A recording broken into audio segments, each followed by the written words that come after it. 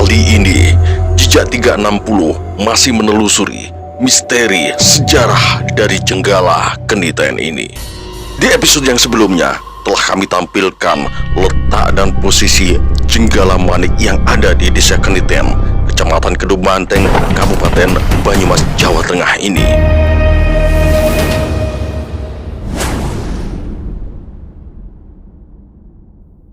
Makam, makam.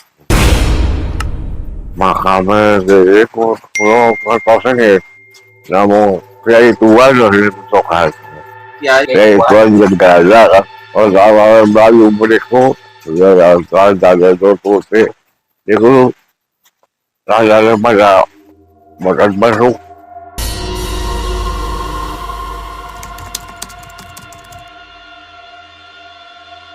Di dekat Pusokan. Ini putranya di Pusokan berlewat sudah. Di sini di Pusokan sudah berlewat sudah.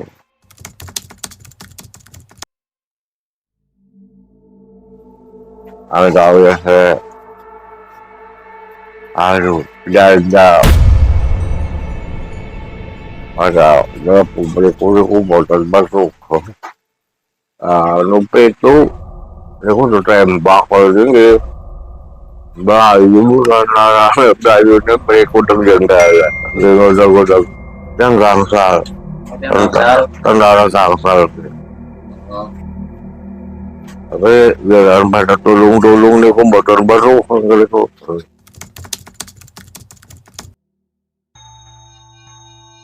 Ambon sangang dosa 6.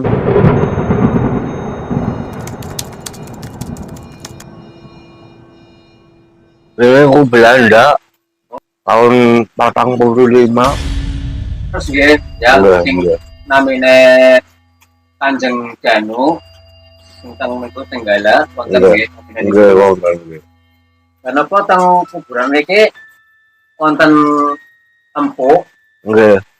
Empuk sinten namine niku, Mbak? Bu Rahmati.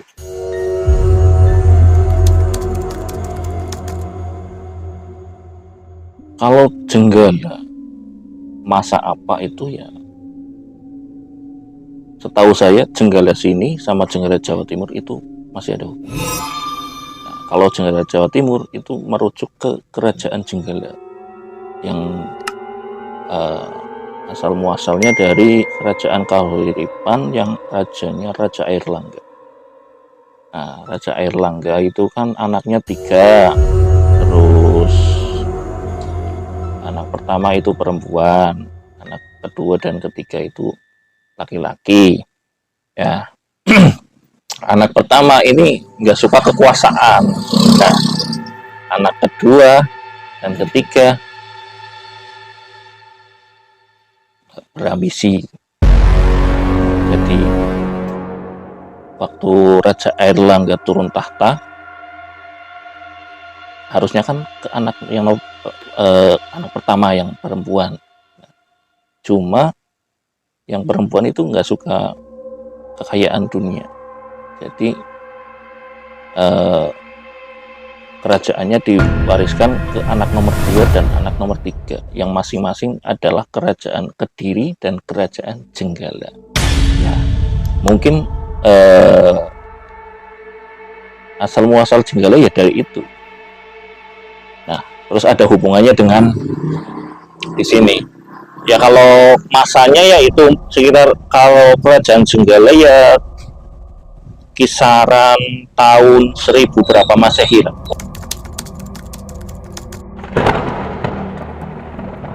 Saya sudah tanya banyak kami tua, orang pintar, itu banyak jawabannya yang seperti itu. Jenggala yang di sini masih ada hubungannya dengan Jenggala Jawa Timur. Cuma yaitu karena masalah sejarah yang terlalu lama, jadi susah untuk diungkapkan, untuk dijelaskan, dijabarkan itu susah.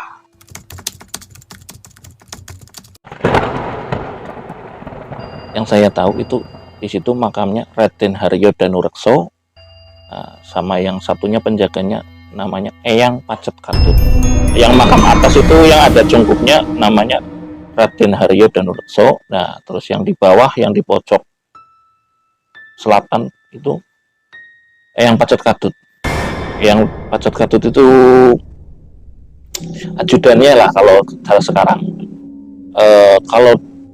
Kalau yang Raden Haryo Danurekso itu kan saya tahunya dari versinya almarhum Dalang Hito. Itu dulu saya sempat bertanya, beliau juga sudah menjelaskan, cuma waktu itu saya nggak bawa catatan, jadi saya nggak nyatet, nggak hafal semuanya. Cuma Pak Gito menerangkan itu dari urutan dari Raden Haryo Danurekso sampai ke Pak Gito itu udah generasi ke-13 gitu. Jadi kan lama banget itu. Misalnya satu generasi aja misalnya umurnya 80 tahun. 80 kali 13 berapa? Udah hampir 1000 tahun lebih kan? Iya. Kemungkinan besar ya memang masih ada hubungan dengan Jawa Timur, Jenggala Jawa Timur ya. Masalahnya karena itu jaraknya yang lama banget sih.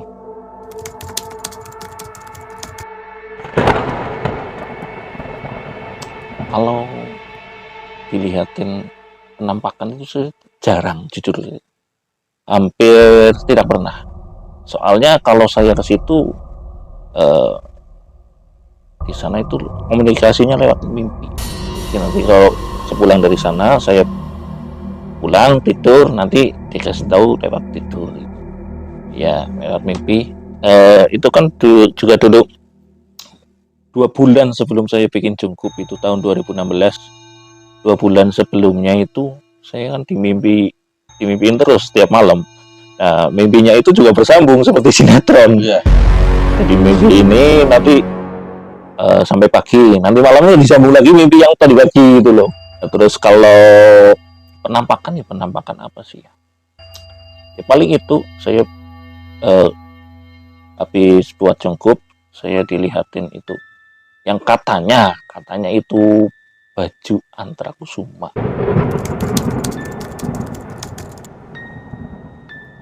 Itu rompi Antra Kusuma itu kalau yang misalnya pakai itu katanya bisa buat ngilang gitu.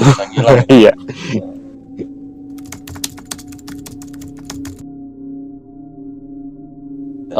Kalau yang fenomenal itu dari tahun 80 apa 90-an. Nah, itu kalau lewat, pokoknya kalau malam lah di Jalan Selipan itu yang depan pinggir jalan raya, ya jalan masuk gede itu biasanya itu dulu sering banget ada macan yang nungguin di situ. Itu udah terkenal dari dulu. Pokoknya kalau Jenggala ya pasti ada macannya. Terus kalau dulu tahun-tahun 90 80 itu sering ada kereta kencana kalau malam Jumat Kliwon. Itu lewat jalan itu Jenggala dari Depok ke situ. Jadi kalau mungkin secara goib itu Jenggala itu seperti villa atau taman sari. Mungkin dari sebelum peradaban, sebelum Islam masuk ke tanah Jawa ya. Jadi ini sudah ada Jenggala sebelum peradaban Islam masuk ke Jawa. Jenggala itu sudah ada. Jadi mau tanya kesepuhan desa Keniten yang paling tahu, pasti jawabannya sama. Dari versinya almarhum Pak Gito dan dari para kami tua.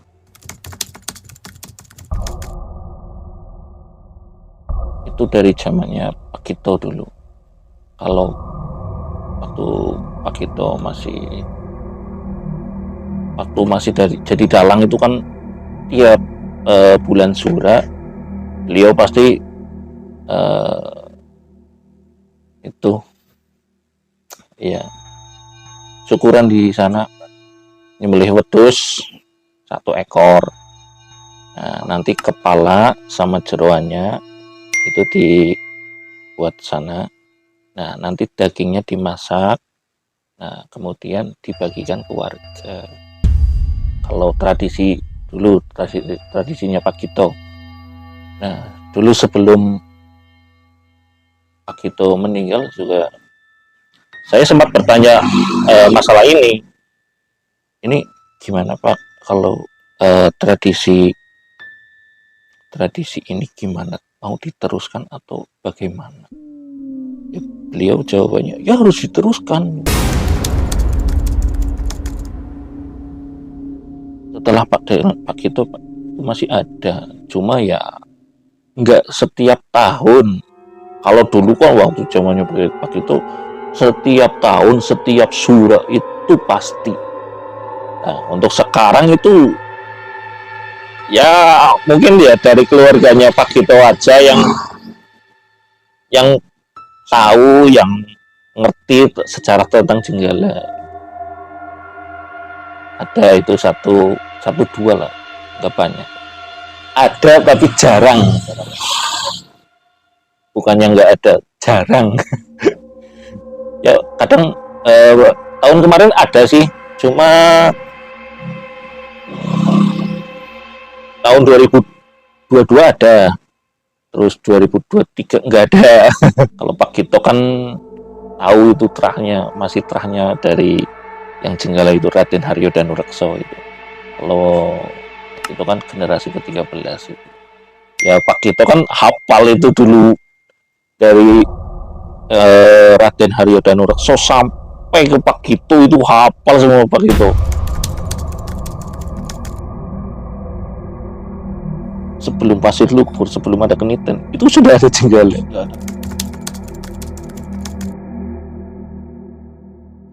Itu kan biasanya kalau dulu malam Jumat Kliwon kan kereta kencana itu datangnya dari timur. Nah, dari timur itu dari arah Depok. Ya, Depok itu buat pemandiannya di Depok.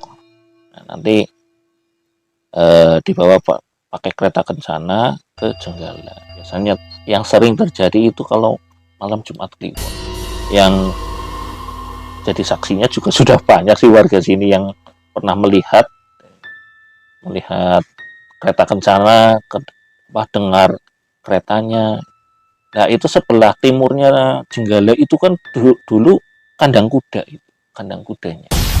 Sebelah timurnya itu dulu kandang kuda.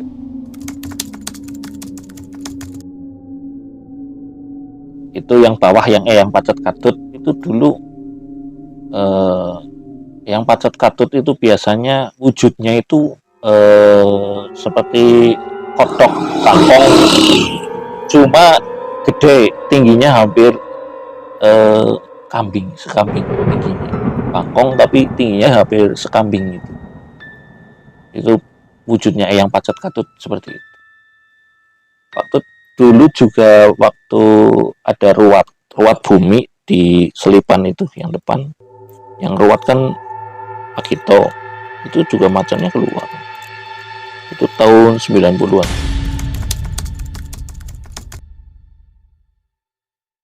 Ini yang keempat. Renovasi yang keempat. Ya, yang pertama kan dulu setahu saya Pak Gito itu yang bangun. Yang bangun itu bangunannya awet banget itu, puluhan tahun. Ya, kemudian yang kedua saya yang membangun, cuma tahan berapa tahun? 5 tahun. Nah, setelah itu dari Mas Bobi nyumbang bikin cungkup. Mas Bobi itu dulu tahun 2022 ya, terus kemudian tahun 2023 ini ada Pak Fani yang dari Sampang Cilacap.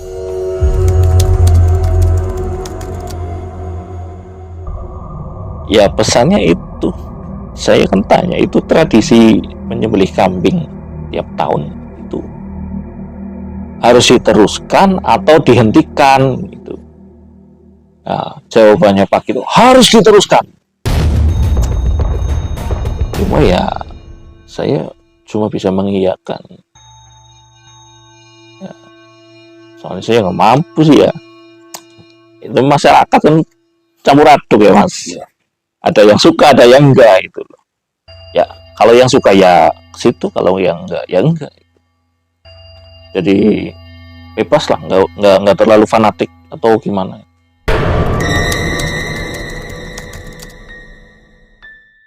Ya kalau orang-orang zaman dulu seperti ini.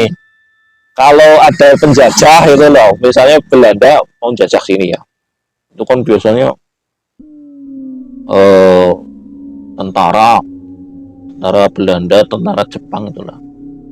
Itu kan bawa senjata, terus bawa tank apa itu, yang apa? Meriam. Nah itu kalau ada seperti itu, katanya orang-orang dulu, kalau ada penjajah itu pada sembunyi di Jenggala.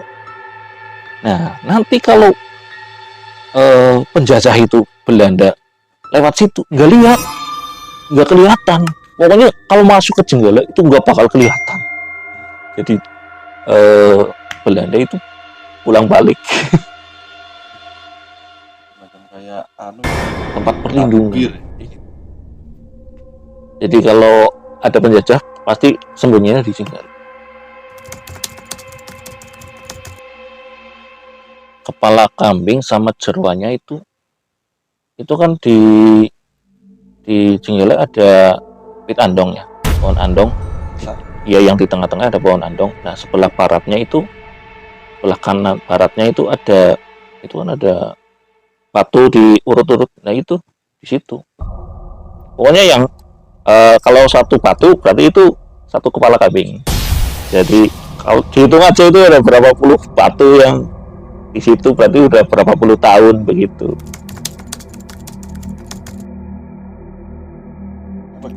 Bisa.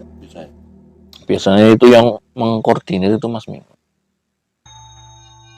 Kalau saya sih biasanya dikabarin aja sama Mas Mingun gitu. Ini besok tanggal sekian pokoknya mulai betul di sana. Ya saya paling ya ke sana izin ke Jenggala besok hari ini tanggal sekian, mau ada ini di sini, tolong jangan pada gangguin ya. Awalnya dulu itu tahun sekitar 2010 atau 2011 itu saya ke situ. Itu cungkupnya depannya itu udah rubuh, hancur semua. Cuma saya nggak berani mindahin satu genting pun, saya nggak berani. Soalnya kan ya itu kan tempat angker. Yang kedua di situ juga ada yang rawat Jenggala juga ada sendiri. Jadi saya nggak berani. Jadi paling kalau ke situ saya cuma nyapu aja, bersih-bersih aja. Jadi misalnya ada orang yang mau masuk, jadi mau sowan nggak kesulitan gitu. Nah dari itu malah saya keterusan keterusan sering banget nyapu di situ. Hampir setiap hari dulu itu saya nyapu Jenggala. Ya, dan saya itu juga sempat nangis di situ, nangis sedih gitu. Lihat, ini cagar budaya desa, tapi kenapa dibiarkan aja? Sumpah aku nangis di situ. Saya sakit hati, saya langsat. Ya mungkin dari situ saya malah jadi ketagihan senang ke Jenggala. Cuma saya kasihan, masa cagar budaya seperti itu dibiarkan seperti itu. Ya, akhirnya 2016 kesampaian. Alhamdulillah jadi jenguknya itu.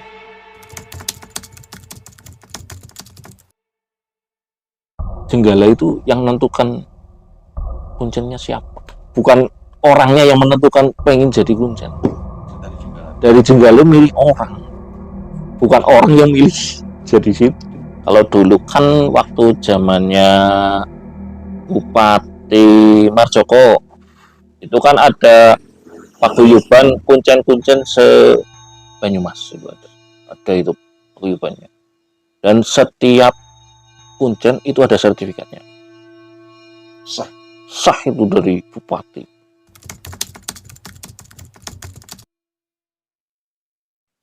Aslinya saya itu kasihan sama Jenggala. Ini cagar budaya desa, tapi kok malah diabaikan malah sama warga. Padahal dulu kalau ada apa-apa pasti datang ke situ untuk meminta pertolongan.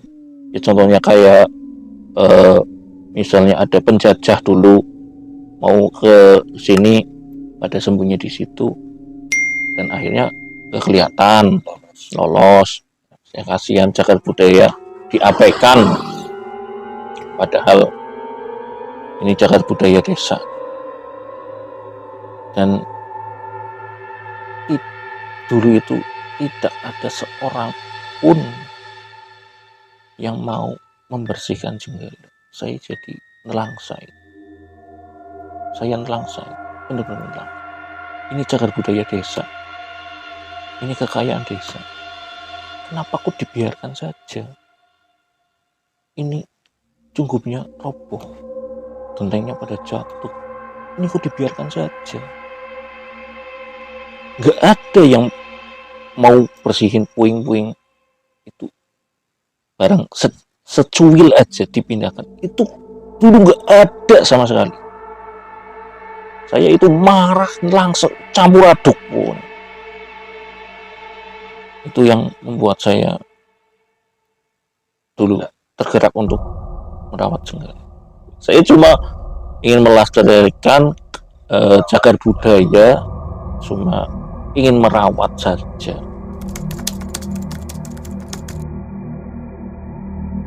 Kemungkinan warga masyarakat nggak ada yang mau membersihkan atau merawat Jenggala, ya mungkin pertama karena takut angker, itu udah terkenal angkernya. Jadi kemungkinan itu, kemungkinan pertama. Yang kemungkinan jadi cuma itu nggak urus.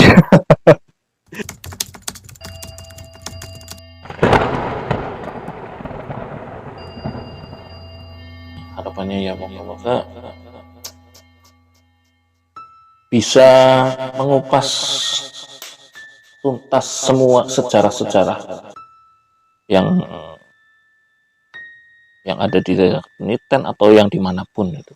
Jadi masyarakat banyak itu tahu sejarahnya, tempat ini, tempat itu. Saya sendiri juga sebenarnya kurang paham tentang asal usul Jenggala. Ya mungkin nanti dari Jejak 360 bisa menggali lebih dalam lagi tentang Jenggala, tentang Desa Keniten. Ya mungkin dengan ada Jejak 360 ini bisa mengungkap lebih dalam lagi tentang sejarah cagar budaya yang ada di Desa Keniten khususnya.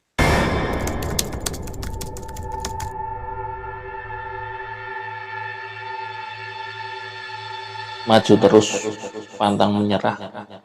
Jangan dengarkan ocehan yang tidak berguna. Kadang ada yang bilang fanatik. Jadi maju terus, pantang mundur. Jangan dengarkan ocehan orang-orang yang nggak suka. Karena kita punya kepercayaan dan keyakinan kita masing-masing.